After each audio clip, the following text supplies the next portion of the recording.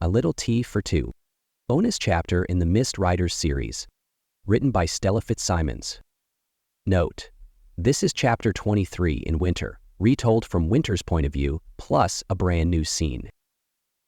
Luna had been inside the compromised woman's house since noon, spending time with her basic friends, drinking in the now rare moments that she had enjoyed when she could more easily pretend to be one of them. She still clung to the idea of a simple existence and would a while longer. It was not unusual. Many of us grumbled with immortality's pitfalls for the first few years or decades or, in some cases, centuries. Lightning flashed, ripping the night sky apart. In the distance, the thunder echoed, releasing cold sheets of rainwater. I leapt onto a window ledge and pulled myself up onto the balcony of the house across the street from Lucia's. From there, I bounced up on the tile roof and crouched. Rain lashed my face. I greedily inhaled the humid evening air. As the darkening sky thundered, I felt a rush of absolute freedom, like the days of old when there was an abundance of hiding places in the world. An immortal could run wild across borders and continents, consequences be damned. Gathering power from the roaring skies, I enticed an electrifying current to glide through my body, shocking me into stark awareness. My summoning drifted across the street to Lucia's house, sniffing out Luna's etheric essence like a bloodhound. A shadow moved across the window. Luna stared at me from inside. Her etheric receptors had answered my call even without her knowing it. A second lightning flashed behind me, and I leapt off to the neighboring roof, stretching my body high toward the dripping clouds. Luna drew the blinds shut. Seconds later, the front door opened. I jumped off the roof to sneak up behind her as she crossed the street. She spun around, her radiant eyes locking on mine. Her lingering innocence gave me pause. My throat constricted into a dry knot. I had been the harbinger of bad news time and time again. This time, I yearned to deliver welcome news. Her eyes widened. "What are you doing?" "Waiting for you," I said, "and watching the neighborhood to make sure no foul beasts lurk in the shadows." "And? Did you find any?" I shook my head. "Besides you? None." The rainfall became heavier. Luna opened an umbrella and tried to get me under it. I stepped back. I cherished the little splashes of cold water on my skin too much to submit to her kind gesture. "Is it really over?" she said. I wished I could tell her what she wanted to hear. "It will never be over, Luna, not while horror breathes. But this part has concluded. Dasternius called off the search for you, rattled at the death of an immortal magistrate and the incineration of the archives. He now wants chaos more than he wants me," she said pensively. "Yes, much more." I can't say I blame him. The need to build a protective wall around her boomed inside my chest, louder than the thunder above. "Will you come with me?" I said. "To the condo?" "That is not the reason I am here, Luna May." "No, you'll see." Minutes later, we walked through her apartment door. She paused the moment I flipped the light switch, her breath taken away. I took it all in, the way her gaze landed on the new furniture, how she marveled at the restored walls, her hesitation as she stepped onto the Persian rug, her schoolgirl enthusiasm at seeing the white-painted bookshelves crammed with brand new copies of her favorite books. Her eyes sparked. "I don't know what to say. Thank you, Jonas, but you didn't have to do all this. I won't be staying here long."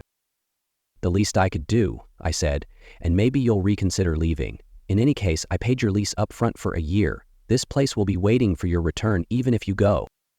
She stared at me a long while, saying nothing.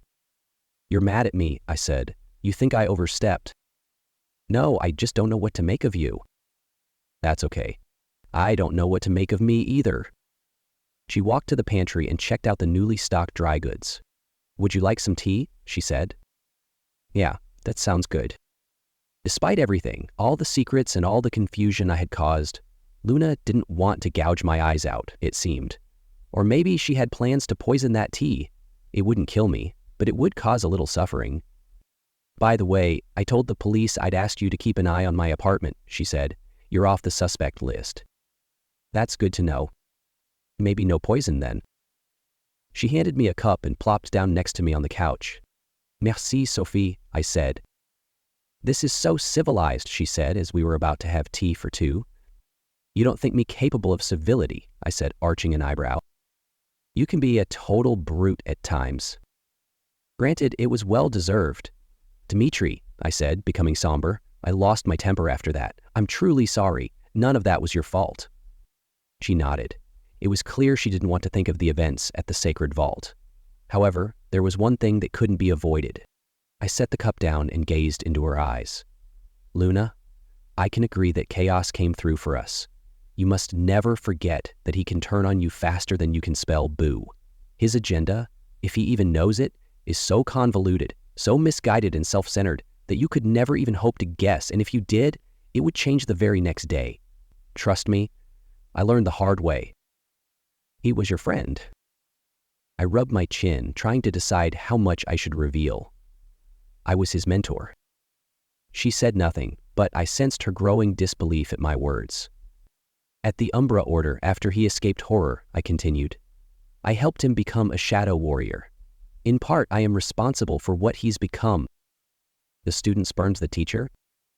Like I said, his reasons, his causes are too convoluted to make any sense of them outside of his own twisted mind. Why did you help him? I thought he could change, but his damage is too deep. She nodded, saying nothing. He will come back for you, and when it happens, I'd like to be close. I get it, Jonas, but I can't let chaos or horror or disturbance dictate my life. Or me, I said pensively. I get it. Yes, but that's beside the point. If I hide, if I stop living my life the way I want, then they win already, and I cease to be me. And there was a time when I would have wanted that. I would have wanted her subdued and molded to my desires. Not anymore.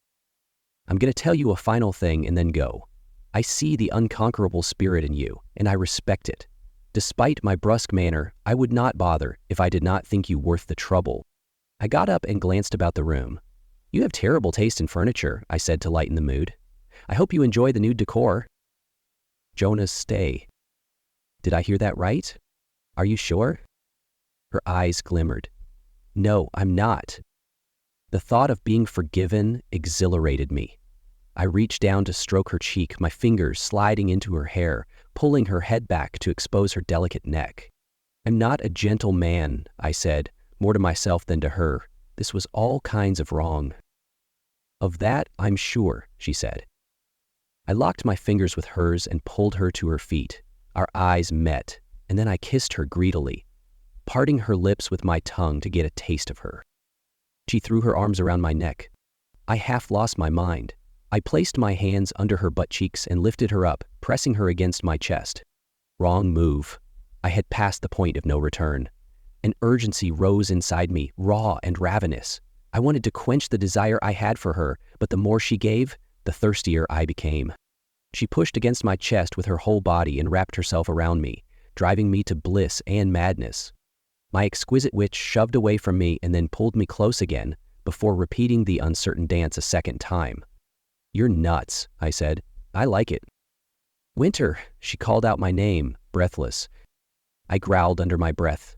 I loved hearing my name on her lips. This is too much too fast, she said.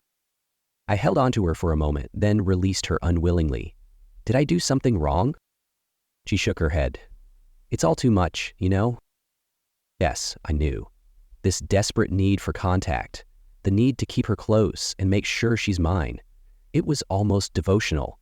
No modern young woman would welcome it or understand it. I can stay to watch over you, I said. I can sleep on the couch. I need time to process everything, she said. Touch base tomorrow? I brought her hand to my lips and kissed it softly before I left. It was for the best that she asked me to go, but I lingered outside the door, finding it hard to walk away. For a moment, I forgot myself. I forgot who we truly were. If we slept together, the combustible energy produced by the union of our etheric essences would be impossible to cloak or hide from the Eternals. The chain reaction of events that would likely ensue would almost certainly be of catastrophic proportions. There was one thing I forgot to tell her. She should know that she had access to untraceable magic in the basic world, now that she had activated her Mistrider core and could manipulate Earth energy lines that had no link to the deep down. She could now cast wards to guard her home, like I did with mine. Such deep, ancient magic cannot be easily perceived by supernatural creatures. After some thought, I decided against going back inside to tell her. The risk that I would submit to my primitive urges was too great. I might reveal anything then, even that I wanted her in my arms until the end of the world, until the sands of time covered all things. Outside my condo, my gut burned with a searing jolt of magic. My blood gurgled as if tiny pebbles burst through my veins. Shadow essence. The door opened. Chaos stood in the doorframe, stark naked. He opened his arms wide, exasperated. "You're getting too old, Frosty. Thought you had gotten lost," he said. Resisting the urge to blast him, I walked through the door. A giggling blonde in pink panties darted down the hall and vanished into the bedroom. I spotted his sheathed sword in a corner next to a heap of clothes. A dark-haired girl in her mid-20s peeked out from the bedroom. "Come here, little pussycat," Chaos said, extending an arm to her. "There's someone I'd like you to meet." The half-naked girl walked to us. Her playful eyes gave me the once-over as the first move in her obvious game of seduction. Chaos pulled her close. "My old chum is in dire need of charms such as yours, little Coco. You will find him fit and capable, and if the latest rumors are true, you are at just the right age." I pulled my sword from inside my coat and placed the tip at his throat. The girl screeched and ran off. "That's entirely the wrong phallus you're showing off," Chaos said, eyeing my sword. "Why are you here?" I asked him, pressing the sword into his flesh. "Needed somewhere to lie low while regrouping," he said, "and your humble abode is like a goddamn fortress." He raised an eyebrow. "You do realize you are in my debt." I lowered the sword with a sigh. "You are such a dramatic lad," Chaos said. "I find it quite contemptible in a world full of such a lovely abundance of debauchery and vice." I gritted my teeth. "You need to leave." He stretched his arms above his head. "And how is our chosen one, the inscrutable Miss Luna?" Finally, the question I knew was coming. "She'll be gone next week." "To study abroad?" he said. I nodded. "She chooses her own path." "You will have people on her?" "Of course, Chaos. I'm not an amateur." "And you will not tell her who or what I am?" Ending his life force would erase who and what he was. The temptation to remove him from all future scenarios became more appealing by the second. "Get out, old chum. Take your companions with you." "She's not ready," he insisted. "You don't think I fucking know that?" I said, losing patience. He picked up his clothes and sauntered to the bedroom. Moments later, he came out with the two girls in tow.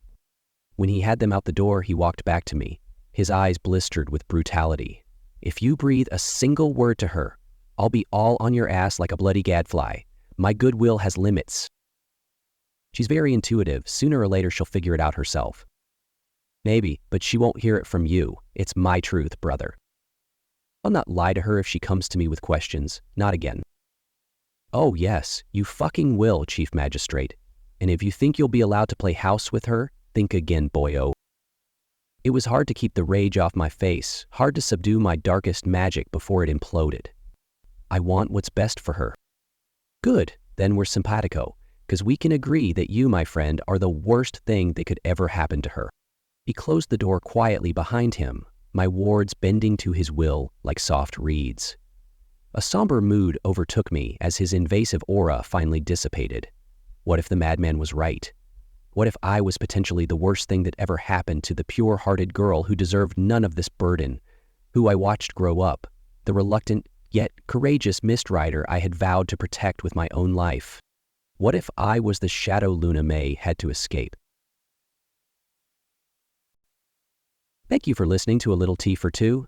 Subscribe to Stella's channel to keep up to date with new books as they are uploaded.